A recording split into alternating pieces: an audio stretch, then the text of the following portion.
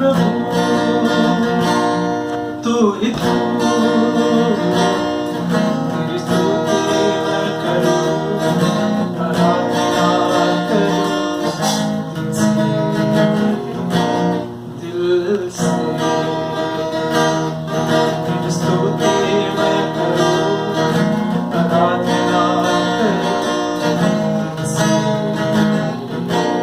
दिल से।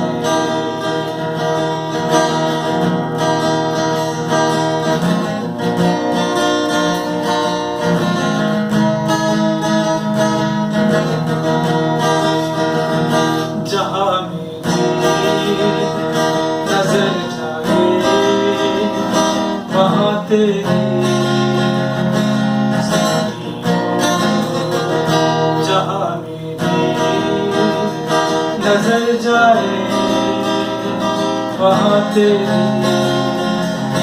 स्तुति हो।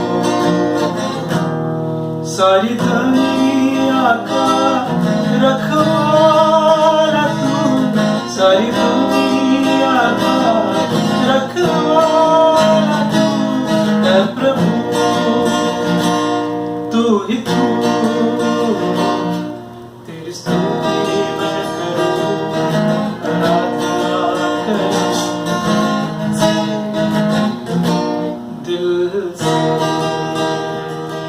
तेरी स्तुति मैं करूं, आराधना करूं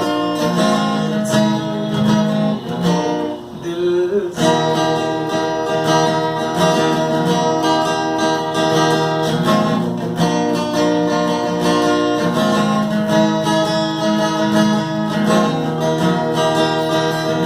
खुशी और गम में साथ तेरा, आदि और अंत में नाम हो तेरा। खुशी और गम में साथ हो तेरा, आदि और अंत में नाम हो तेरा। मेरे जीवन का सहारा तू, मेरे जीवन का सहारा तू है प्रभु तू ही तू, तेरी स्तुति मैं करूं, आराधना करूं दिल से। मेरी सांसों में तेरा नाम है, मेरी सांसों में तेरा नाम है प्रभु तू ही तू, तेरी स्तुति मैं करूं, आराधना करूं दिल से, दिल से।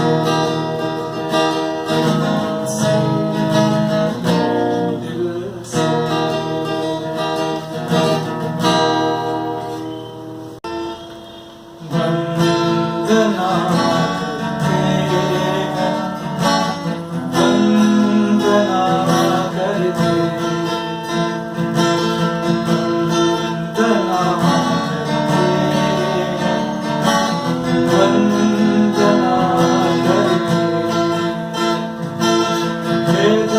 को तेरे साथ लाकर रखते, हृदय को तेरे साथ लाकर रखते।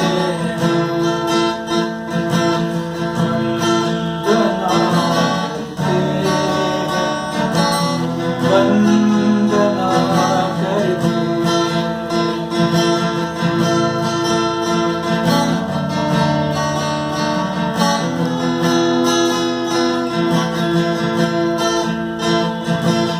हृदय में मेरे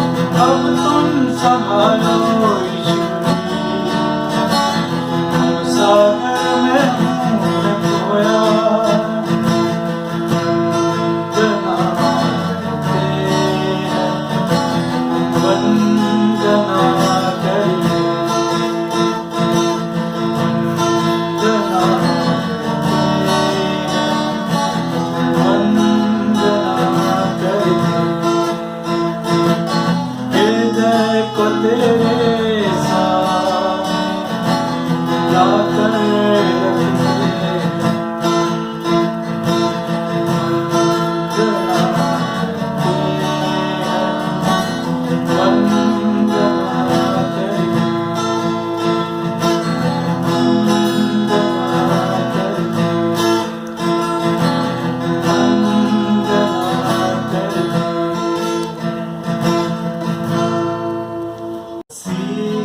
तू हमको बचा ले, गुनाहों से छुड़ा ले, टूटी हुई है ये नैया, मसीहा तू पार लगा ले।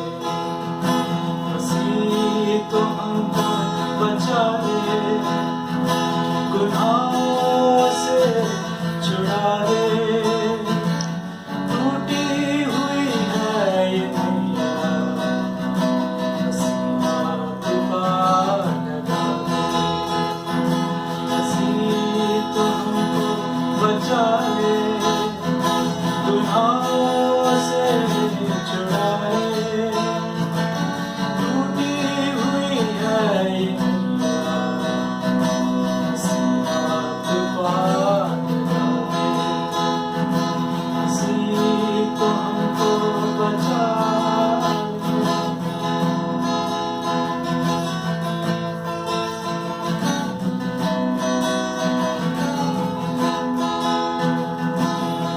पतवार टूट चुकी है, दिखता नहीं है किनारा, ऐसे में तू ही मसीहा, दिखता तू ही सहारा। पतवार टूट चुकी है, दिखता नहीं है किनारा, ऐसे में तू ही मसीहा, तू ही सहारा। मसीह तू हमको बचाए, गुनाहों से छुड़ा ले, टूटी हुई है ये नैया, मसीहा तू पार लगा ले। मसीह तू हमको बचा ले।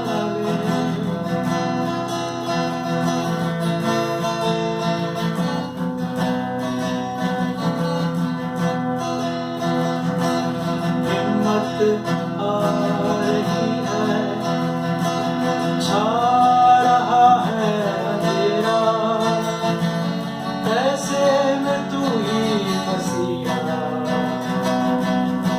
एक तू ही सितारा। मसीह तू हमको बचा ले, गुनाहों से छुड़ा ले, टूटी हुई है ये नैया, मसीहा तू पार लगा ले। मसीह तू हमको बचा ले, गुनाहों से छुड़ा ले, टूटी हुई है ये नैया, मसीहा तू पार लगा ले। मसीह तू हमको बचा ले।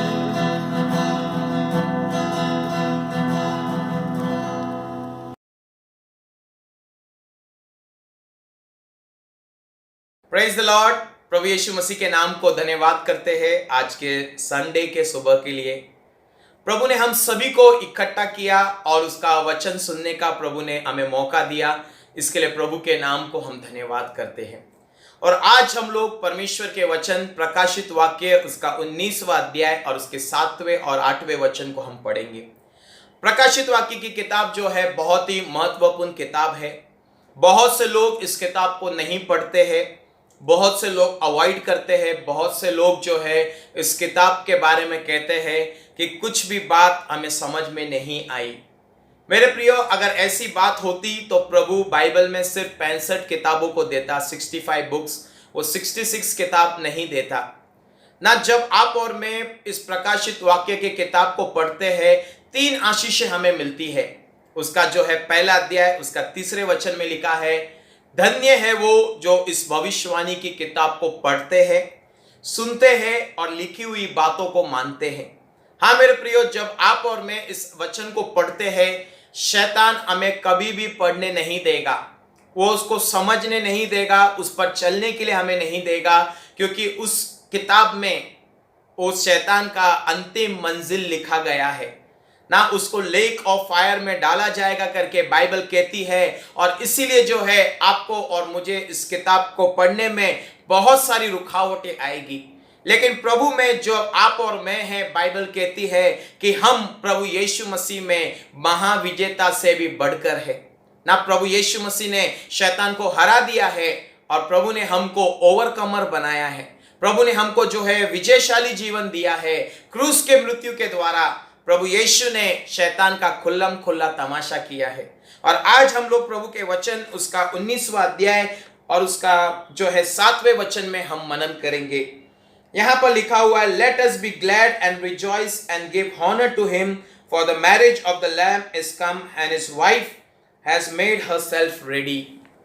हिंदी में ऐसा लिखा हुआ है, आओ हम आनंदित और मगन हो जाएं, क्योंकि मेमने का विवाह आ पहुंचा है और पत्नी ने अपने आप को तैयार किया है ना। जब मैं इस वचन को अलग अलग ट्रांसलेशंस में मैं पढ़ रहा था, तब मैंने देखा कि बहुत सारे अलग अलग ट्रांसलेशंस में अलग अलग नाम दिए हैं, लेकिन सबसे बेस्ट जो है किंग जेम्स ऑथराइज्ड वर्जन में लिखा गया है कि वाइफ हैज प्रिपेयर्ड हरसेल्फ ना। ऐसा लिखा है कि पत्नी ने अपने आप को तैयार किया है। NIV में लिखा हुआ है कि ब्राइड ने अपने आप को तैयार किया है, लेकिन किंग जेम्स में लिखा हुआ है कि पत्नी ने अपने आप को तैयार किया है ना। मेरे प्रियो, बाइबल के आखिरी अध्याय में हम लोग आ रहे हैं और यहाँ पर लिखा हुआ है कि यीशु मसीह की दुल्हन जो है, यीशु मसीह की कलीसिया जो है, यीशु मसीह की जो पत्नी है, उसने अपने आप को तैयार किया है ना। जितने भी ब्रदर्स लोग आज मेरे वचन को सुन रहे हैं, मैं उनसे पूछना चाहूंगा कि आपके विवाह के दिन, the day you got married, आपकी पत्नी को आपने तैयार किया था या वो खुद तैयार होकर शादी के मंडप में आई थी? और सभी लोगों का यही जवाब होगा, वो अपने घर से तैयार होकर वो शादी के मंडप में आई थी ना। पॉल भी यही बात कहता है, फिलिपियंस उसके 2 अध्याय में वो कहता है कि work out for your own salvation, अपने उद्धार के लिए आप खुद परिश्रम करो। अपने प्रभु यीशु मसीह दुल्हा राजा को मिलने के लिए हमको खुद अपने आप को तैयार करना है ना। बहुत से लोग कहते हैं कि प्रभु मुझे तैयार करेगा, बहुत से लोग कहते हैं कि शैतान मुझे तैयार होने नहीं देता है, बहुत से लोग कहते हैं कि जो है माहौल खराब है, लॉकडाउन है, इसके लिए मैं प्रभु के लिए तैयार नहीं हो सकता हूं। ये सारे झूठे बहाने हैं जो शैतान हमारे जीवन में लेकर आता है। लेकिन बाइबल परमेश्वर का वचन कहता है, जो 10 कुंवारी थी उसने अपने आप को तैयार किया।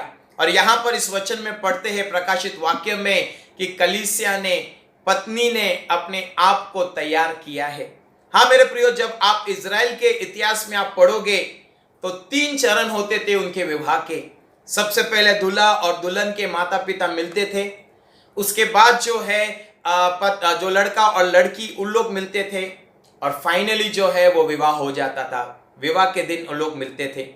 उसी प्रकार परमेश्वर पिता ने इस दुनिया से जो है पूरी मोहब्बत की, उसने पूरे दुनिया को देखा, सारी दुनिया के उसने हालचाल लिया और जाना कि संसार को कोई चीज की आवश्यकता है, और उसने दूसरे चरण में अपने बेटे यीशु मसीह को वचन के रूप में देदारी करके हमारे बीच में भेजा, और उसने अपने चेलों के साथ फेलोशिप किया, संगति किया, प्रभु भोज की रोटी तोड़ी, इकट्ठा हुआ बहुत सारे जो कार्य को किया, और वो स्वर्ग चला गया। और तीसरा चरण फिर से वो बादलों पर आने वाला है, आपको और मुझे जो है वो स्वर्ग में लेके जाने के लिए। और यही वचन आज हम लोग पढ़ रहे हैं कि दुल्हन ने अपने आप को तैयार कर दिया है ना। बहुत इंटरेस्टिंग वचन है। और उसके अगर आप 8वें वचन को पढ़ेंगे, And to her was granted that she should be arrayed in fine line, clean and white, for the fine linen is the righteousness of the saints. ना बहुत ही सुंदर पद है, बहुत ही गहरा पद है। आज आपको और मुझे जो है इस पद के ऊपर जो है कुछ समय के लिए मनन करना है। ये पद आपसे और मुझसे कहता है कि उसने जो वस्त्र उसको दिए गए हैं, सफेद वस्त्र, उससे उसने अपने आप को तैयार किया है। और वो वस्त्र जो है संतों की धार्मिकता है ना। जब आप और मैं इस वचन को थोड़ा गहराई से अगर हम देखेंगे तो दो बातें आपके और मेरे सामने आती है कि यीशु मसीह की दुल्हन को वस्त्र दिया गया और उसने अपने आप को दूल्हे से मिलने के लिए तैयार किया है। और दूसरी बात, अगर हम लोग थोड़ा पीछे जाएंगे प्रकाशित वाक्य की किताब में, और अगर हम लोग उसका 17 अध्याय और उसका चौथा और पांचवा वचन पढ़ेंगे तो वहां पर जो है बहुत ही अच्छी तरह से जो लिखा गया है और एक स्त्री के बारे में। वो स्त्री ने जो है इंग्लिश में लिखा गया है, उसने अपने आप को purple, scarlet, gold, glittering, precious stone, pearls, ये सारी चीजों से उसने अपने आप को सजाया है। सोने के साथ, चांदी के साथ और जो है बहुमूल्य पत्थरों के साथ और चमकदार वस्त्रों के साथ उसने अपने आप को सजाया है। यहाँ पर आज हमारे सामने जो है दो कैरेक्टर है। एक को हम लोग नाम देंगे वुमेन और एक को हम नाम देंगे वाइफ। एक जो वुमेन है उसने अपने आप को सजाया है सोना और जो है बहुमूल्य पत्थरों के साथ, चमकदार मोतियों के साथ उसने अपने आप को तैयार किया है। और यहाँ पर प्रभु यीशु मसीह की कलीसिया, द वाइफ ऑफ क्राइस्ट, जिसने धार्मिकता के वस्त्र के साथ अपने आप को तैयार किया है ना। दोनों को आज जो है परमेश्वर के वचन से हम देखने वाले हैं। और परमेश्वर का वचन कहता है जब तक मनुष्य को स्वर्ग से दिया ना जाए मनुष्य कुछ प्राप्त नहीं कर सकता ना। हम लोग बहुत ही करीबी इस चैप्टर में हम लोग देख सकते हैं कि एक स्त्री है और एक पत्नी है ना। इन दोनों को जो आज हम एनालाइज करेंगे, दोनों को हम लोग पुराने नियम से लेकर नए नियम तक हम स्टडी करेंगे और हमें पता चलेगा कि परमेश्वर आज आपसे और मुझसे क्या चाहता है ना। पहली बात, ये स्त्री ने अपने आप को क्यों सजाया है, किसके लिए सजाया है? कलीसिया ने, दुल्हन ने, पत्नी ने अपने पति के लिए अपने आप को सजाया है। लेकिन ये स्त्री ने जो है अपने आप को व्यभिचार करने के लिए सजाया है ना। अगर आप उस अध्याय को अगर आप पढ़ोगे, स्वर्गदूत यूहन्ना को जंगल में लेकर जाता है और ये स्त्री का जो है रहस्य की बात, उसका मिस्ट्री जो है उसको रिवील करता है। और स्त्री के बारे में हम देखते हैं कि उसने संसार के बहुत सारे राजाओं को व्यभिचार में डाल दिया है। बहुत सारे राजाओं के साथ उसने पाप किया है। बहुत सारे जो है धनवान लोगों को लग्जरियस लाइफ जीकर उनको फॉर्निकेशन और अडल्ट्री में डाल दिया है ना। हम लोग राहाब वेश्या के बारे में पढ़ते हैं। वो क्यों अपने आप को सजाती थी? क्योंकि लोग उससे आकर्षित हो जाए। हम लोग नए नियम में पढ़ सकते हैं एक स्त्री के बारे में जो व्यभिचार में पकड़ी गई, वो अपने आप को इसीलिए सजाती थी, अपने पति के लिए नहीं, लेकिन बाहर के लोगों को आकर्षित करने के लिए। हम लोग सामरी स्त्री के बारे में पढ़ सकते हैं कि सामरी स्त्री ने भी जो है अपने आप को इसीलिए जो है जीवन में सजाया ताकि वो 5 पति को आकर्षित कर सके। और यीशु मसीह उससे कहता है, हे सामरी स्त्री, जाकर अपने पति को जो है बुलाकर लेकर आओ ना। बहुत ध्यान से आज प्रभु का वचन हमें समझना है। हम लोग जेजिबल के बारे में देखते हैं ना। जेजिबल भी जो है अपने आप को इसीलिए सजाती थी ताकि दूसरे के ऊपर वो अपना कब्जा को जमा सके। हम लोग जो है जजिस की किताब में डेलीला के बारे में पढ़ते हैं। उसने अपने आप को इसीलिए सजाया ताकि जो है वो सैमसन को जो है वो टेम्प्ट कर सके, उसको परीक्षा में डाल सके, उसको पाप में डाल सके और उसका अधिकार जो है वो छीन ले। लेकिन जब आप और मैं पत्नी के पास आते हैं, जब यीशु मसीह के दुल्हन के पास आते हैं, उसको सफेद धार्मिकता के वस्त्र दिए गए हैं ना। जब हम दोनों स्त्रियों के बारे में, ये स्त्री और पत्नी के बारे में जब हम देखते हैं, प्रभु के वचन हमको पतरस के ओर लेकर जाता है और पतरस कहता है हम अपने आप को बाहर से ना सजाएं, बाल को गूंदना और अच्छे वस्त्र पहनना उससे नहीं, लेकिन पतरस कहता है कि कलीसिया को अपने आप को अंदर से सजाना है ना। मैं बहुत सारी कलीसियाओं में देखता हूं कि लोग जो है कलीसिया में फैशन शो के रूप में आते हैं ना। बहुत ही जो है लेटेस्ट डिजाइन के कपड़े पहनकर अपने शरीर को सजा धजा कर आते हैं ना। क्यों अपने आप को सजाते हैं? कलीसिया ने अपने आप को यीशु मसीह के लिए सजाया है अपने पति के लिए सजाया है।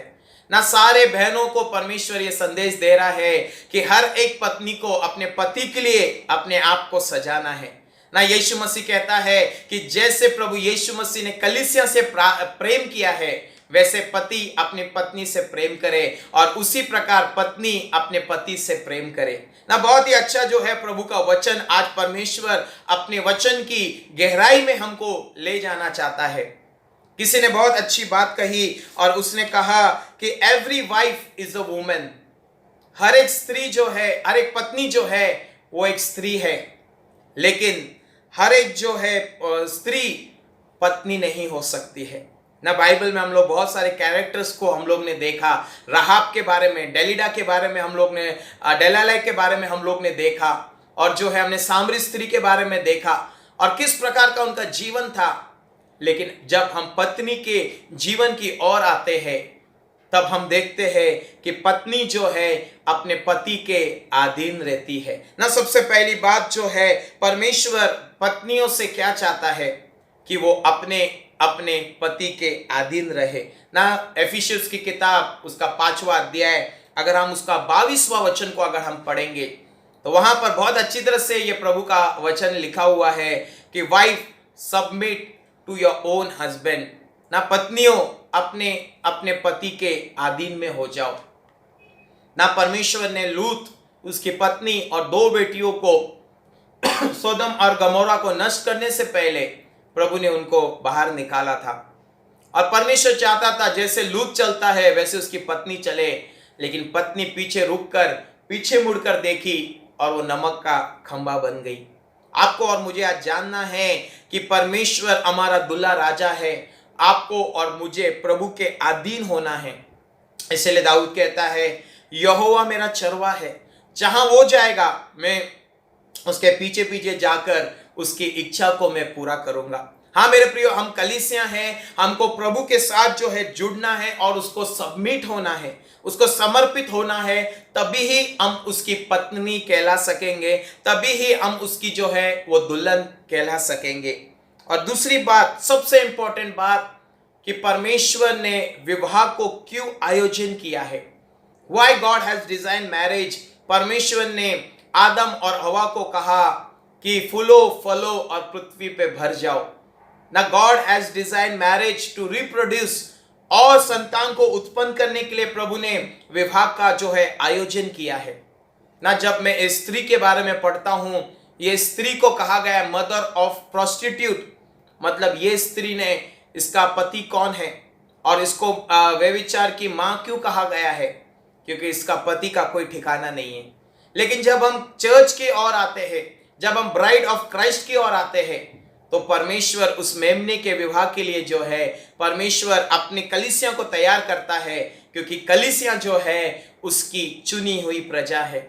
और परमेश्वर चाहता है कि कलीसिया भी जो है वो रिप्रोड्यूस करे और आत्माओं को जीते और सोल्स को जीते और परमेश्वर के राज को बढ़ाए।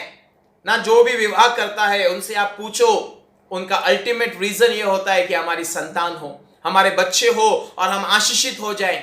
उसी प्रकार परमेश्वर ने अब्राहम को कहा, आसमान के तारे जितने और समुद्र की रेत जितनी, उतनी आशीष में तुझे दूंगा। Praise the Lord. ना परमेश्वर चाहता है आप और मैं प्रभु के साथ जुड़े, उसके साथ एक इंटीमेसी, एक जो है गहरा रिलेशनशिप रखे, जिसके द्वारा हमारे लिए आत्मिक संतान को उत्पन्न हो।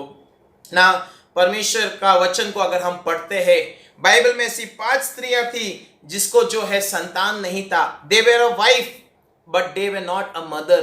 वो पत्नियां थी लेकिन मां नहीं थी। हम लोग रेचल के बारे में, हन्ना के बारे में, एलिजाबेथ के बारे में, सारा के बारे में, रेबेका के बारे में हम पढ़ सकते हैं।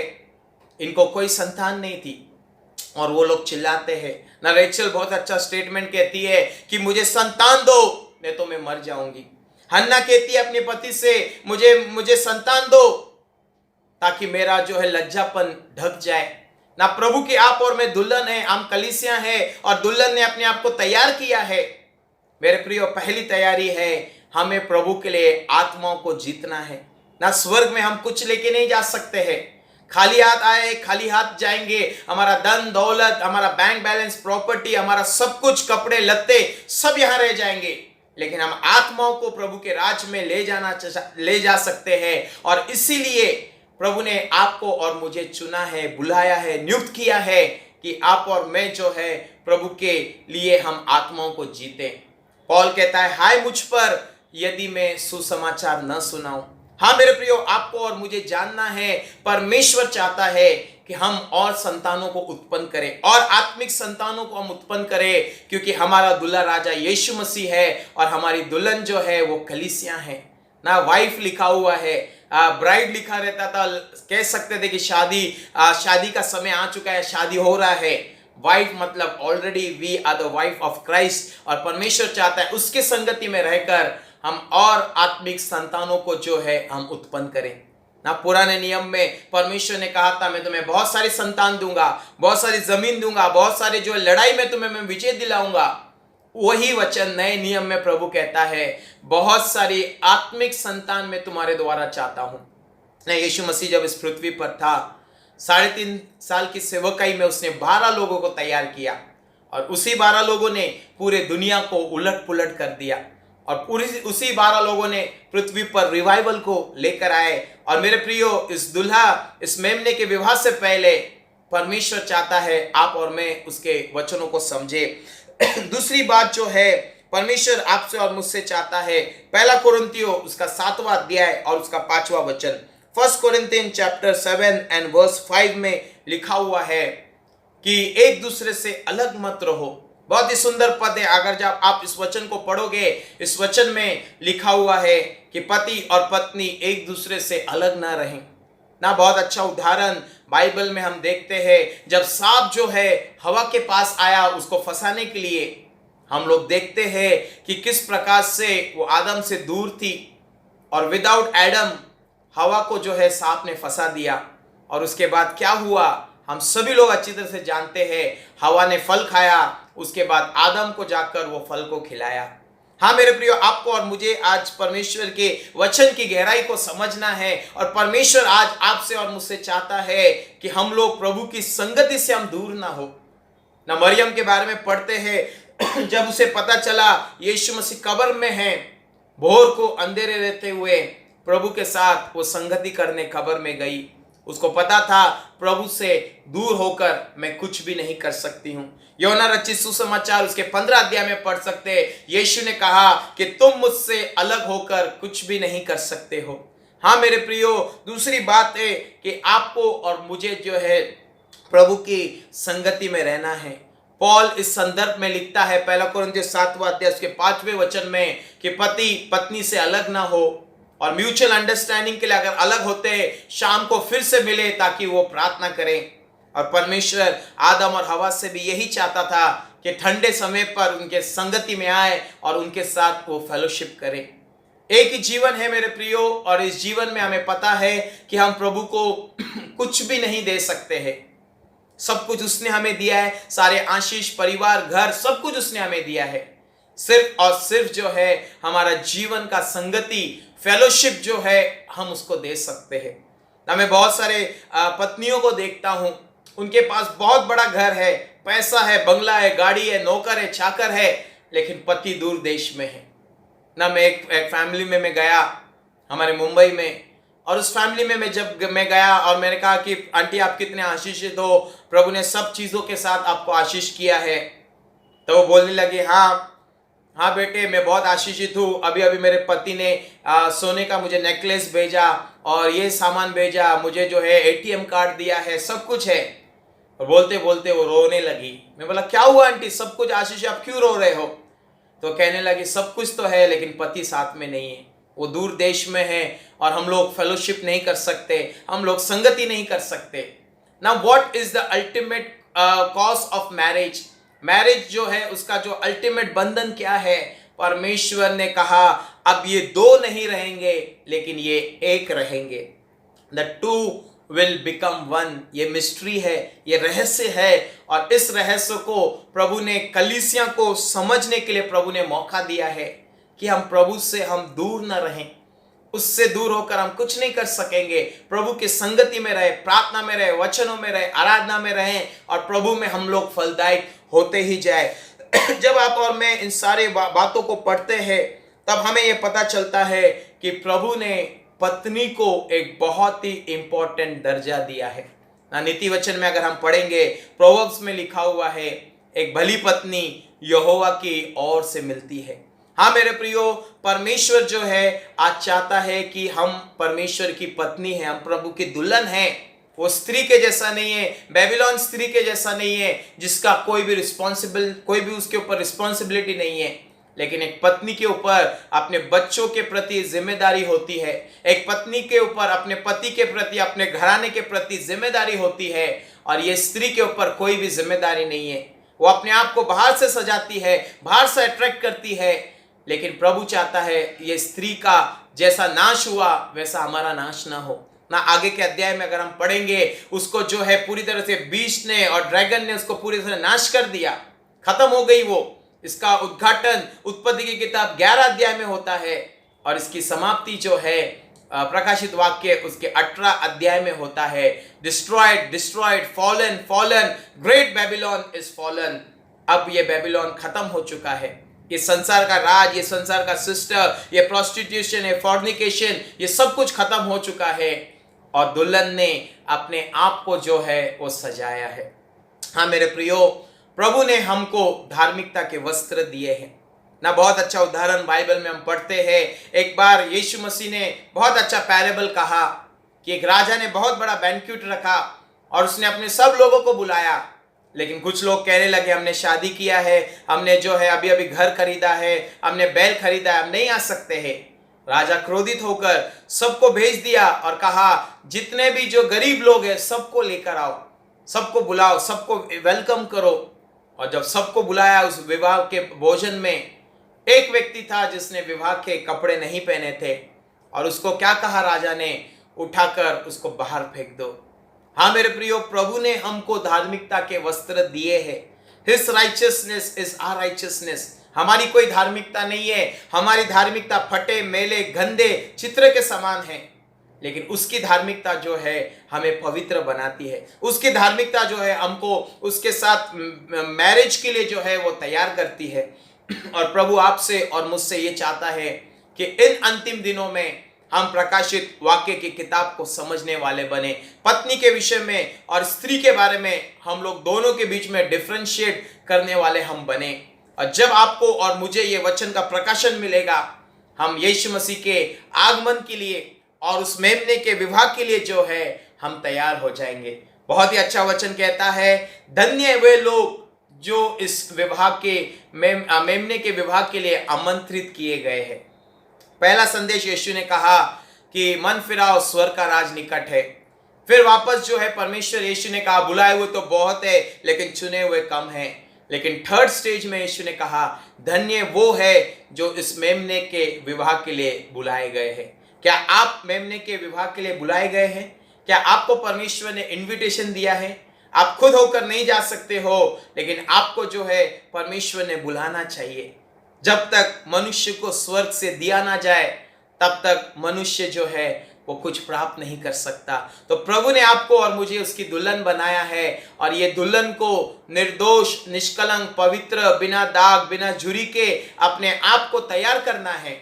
पौल बहुत अच्छी बात कोरिन्थियों में कहता है कि जैसे एक पति के साथ जो है तुम्हारा विवाह को मैंने तय किया है, मैं चाहता हूं इससे कोई भी आपको डिस्ट्रैक्ट ना करे।